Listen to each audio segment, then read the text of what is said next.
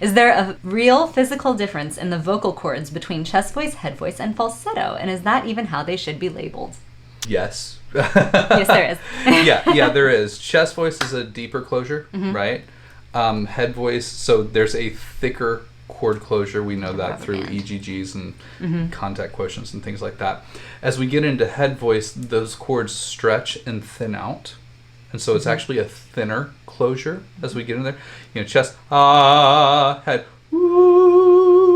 it doesn't have the same thickness of chord, though the chords vibrate faster. And you get to falsetto. Now, everyone has a different version of falsetto. You start talking to different teachers, they're all going to look at it a little bit different depending on what camp of teaching and or methodologies they ascribe to. To me, falsetto is the lack of chord closure. All right, so those chords don't actually come fully together, but they'd be more out here, right? Whereas head voice would be together, okay?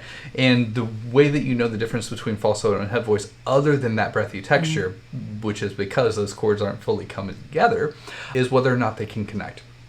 So if you're taking head voice down into chest voice, you want to mix it,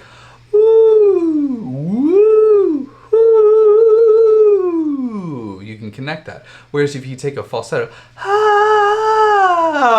it has to break because you never had chord closure to begin with.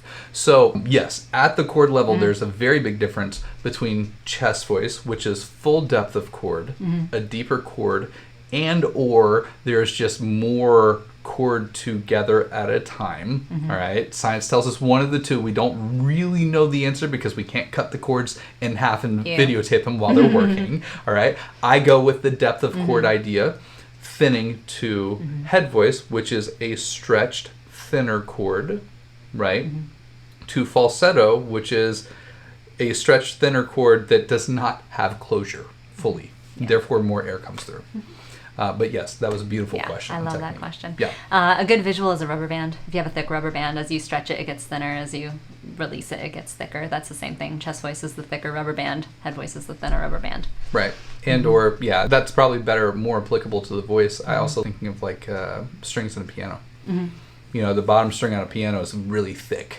And it's longer. Well, that's maybe not the best example because it's longer. But it's thick and it vibrates less frequently than a higher string, which is really stretched and thinner, much thinner. So it gives a higher pitch.